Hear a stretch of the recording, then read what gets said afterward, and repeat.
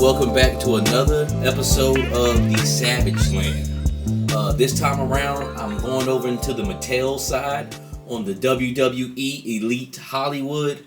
John Nader, which is actually Roddy Piper. So Roddy Piper, basically classic, iconic 80s wrestler. Classic for battling with Hulk Hogan.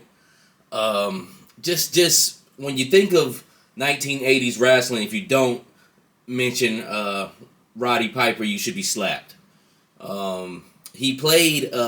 For me, I remember they lived in the 80s. I was born in 83. The movie came out in 88. So I was only 5, but I remember I don't remember going to the movies to see it, but I remember it used to come on HBO a lot. It was like one of those movies definitely on circulation on HBO.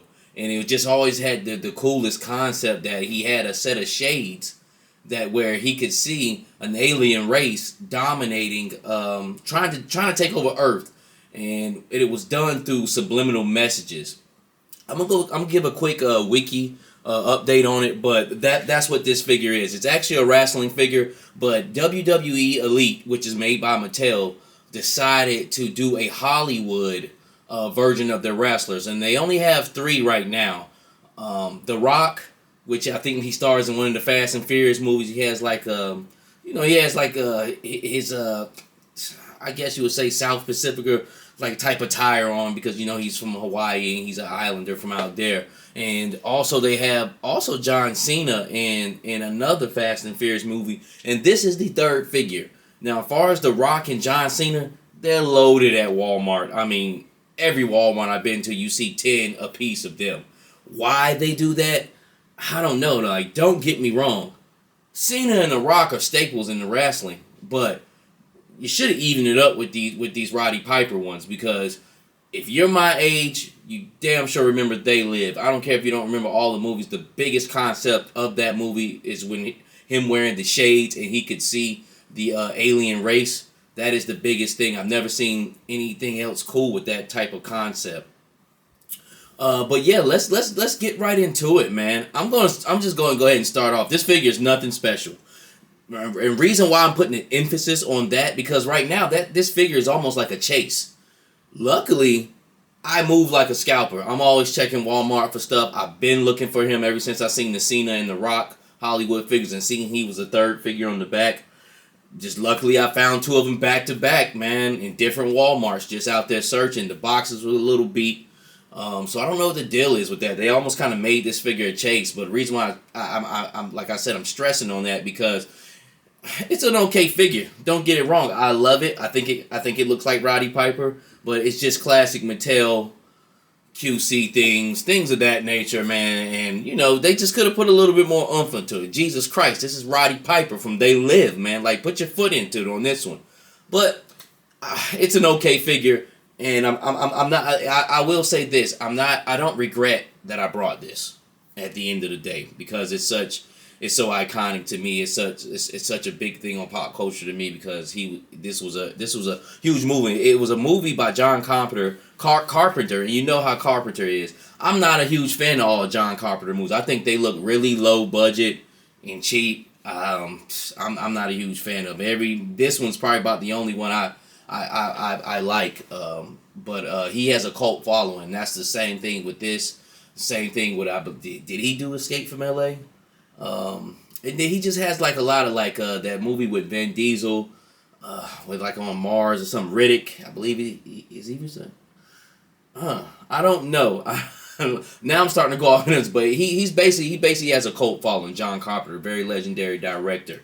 But let's go with the breakdown on the wiki of what this is. They Live is a 1988 American science fiction action film written and directed by John Carpenter, based on the 1963 short story 8 O'Clock in the Morning by Ray Nielsen, starring Roddy Piper, Keith David. My man Keith David, he's almost like a Samuel L. You'll see him pop up in some movies. I believe he was in that movie with Seagal when he went to Jamaica. You know what I'm saying? Just random stuff like that, man. Hard to Kill. No, Hard to Kill was with the mob. I don't know why I can't think today. But man, Keith David, give it up to him. I do know he was Kirby in Dead Presidents. I do love him in that, and of course the voice of Spawn and Goliath. So Keith David was also in this movie in his younger days, and a chick named Meg Foster. The film follows an unnamed drifter.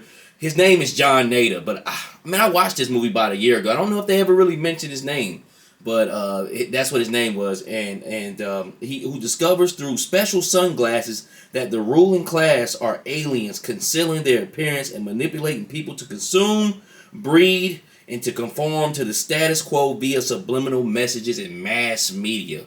Wow. Does that sound like something familiar? You better check Today's World, because that sounds like a very familiar theme right there. But this thing has been going on for years, as far as the upper class trying to control the natives with their narrative. But enough of that political talk. Let's get into this figure, man. I'm gonna go in a little closer. So my boy Roddy Piper. Now, we're gonna start from the top down to the bottom. Now, let's take his glasses off. This face sculpt, I believe it looks like Piper. It probably could have did just a little bit better, but I think they did a good job with it making like old Roddy, the old hot rod. Face looks pretty good. I know with the WWE Elites, they do the face scan. The biggest thing I was trying to wonder, I know this is Roddy Piper, but with some young kid who maybe just, maybe had a glimpse, would they know that, or would they think it was somebody else? But I think it's a pretty good scope on the face. I think they did pretty good on the hair. Cool 80s hair. And they set it up with the hair where you have, try to get this thing to focus here, where you have these little slots right here, and that's where his sunglasses fit in. Now, even though they have those little slots, those sunglasses still fall out. I'm almost thinking I'm gonna have to do like I'm gonna have to glue them. So right there, because once I go and put this thing in my pose mode, those glasses are going to stay on. But hair doesn't have too much painting. It's got like a nice brown look to it, but it definitely doesn't have any highlights or to where they, took the special time to really put some paint in this man's hair. And this is what I'm talking about with Mattel with this half-ass bullshit. I'm sorry I had to curse on that, but I want you to feel me when I say that, because this figure this figure is a 7.5. And it could be a 10 or 11 if they just would have did some few small things to take it over the top here. But one good thing I've noticed about Mattel, and especially with the wrestlers, are they give them soft goods. So he has a nice flannel shirt here. Definitely Kurt Cobainish. But it's pretty cool. It's a pretty good looking shirt. It doesn't seem cheap. Seems like it has pretty good material. It's well put together. I just don't like the way the collar pops up on it. And I'm going to strip him down just a little bit here. And you can pretty much see he has an A shirt. And this is pretty much his outfit for the entire movie, because he's basically homeless. He's, on Skid Row or whatnot. So they flip him around here. So they did a pretty good job with that, with the undershirt. Far as and I'm gonna go down to his jeans, and we'll go back up and we'll start from the shoulders on down. I'm just go through his clothes right quick. I like how they kind of put that like I don't know if you would say it would be an acid wash on his jeans, just to make it look like it's worn. And once again, old Mattel, famous for no ankle. Oh, he does have a small ankle rocker. It's small, but the jeans kind of hold him up. So cool. That's pretty cool. Could be better. It really could. I'm not even saying that just to be spiteful, but the ankle rocker could be better. So I'm going to keep his shirt off a little bit so we can just really see how he moves. So let's start with his shoulders here. Going to flip him up in a T-pose. Here, as you see, pretty much can stretch him out. Single jointed arms. So that's pretty much how far he can go up. Which is decent.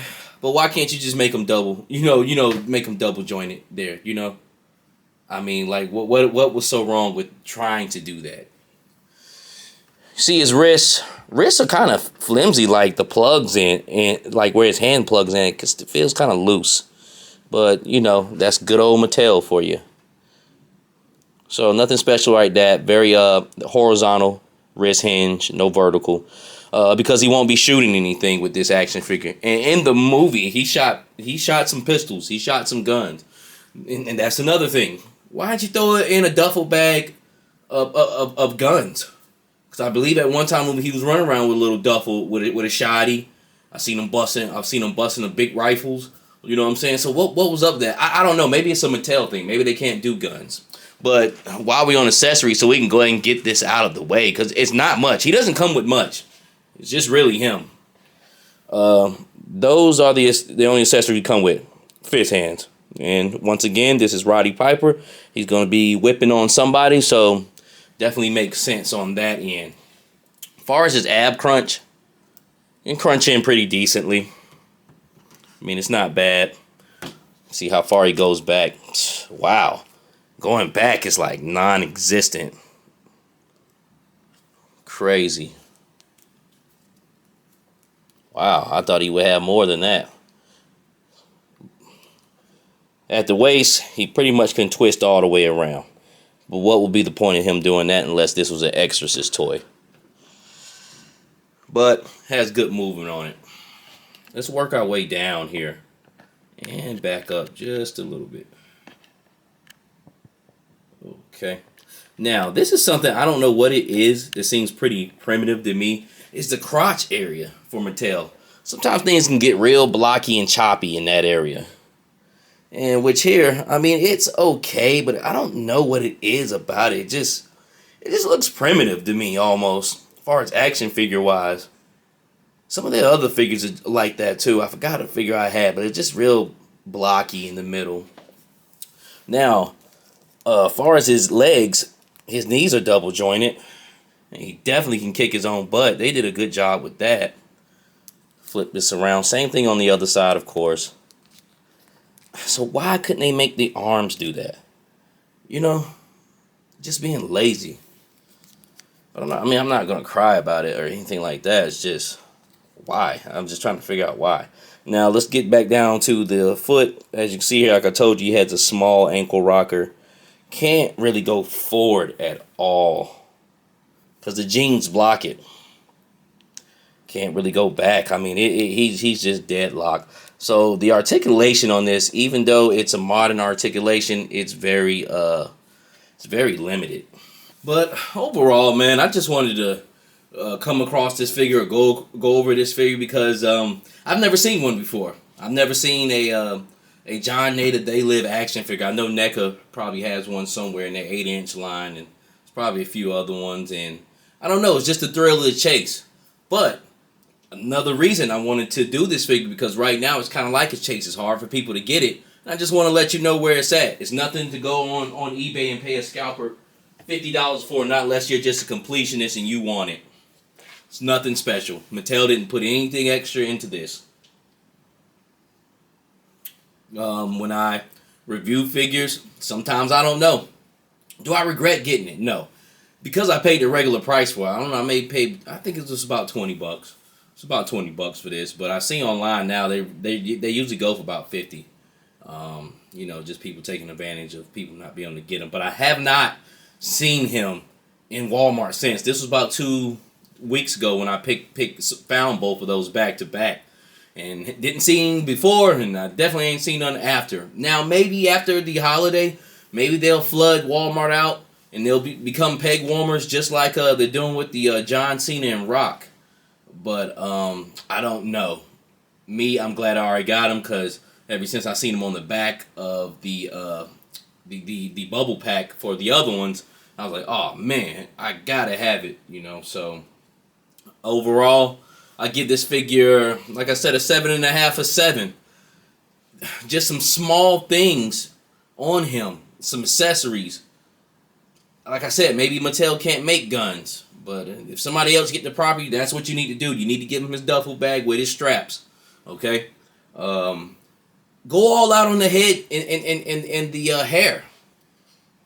Roddy Piper had some great looking hair in the 80s. You know what I'm saying? He wasn't a bad looking guy, so you definitely need to emphasize on that.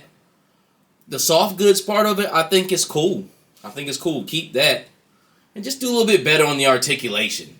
I mean, this is a wrestler here, a pro wrestler for Christ's sakes. I mean, give him a little bit more agility. That's why I like that AEW line made by Jazzwares. They go all out for them, man. Those are some of the best wrestling figures. They're way better than these Mattel figures. These Mattel figures for me are just strictly nostalgia. But yeah, had to give it up for my boy Roddy Piper, aka John Nader, for this They Live review, man. It's an awesome movie. For all you youngsters out there, go and check it out, man. It's like a conspiracy theory come true. I'm going to end this review on the same running thing. When you step out the door, make sure you're trying to be a person of integrity. It goes a long way, trust me. Until the next time, God bless.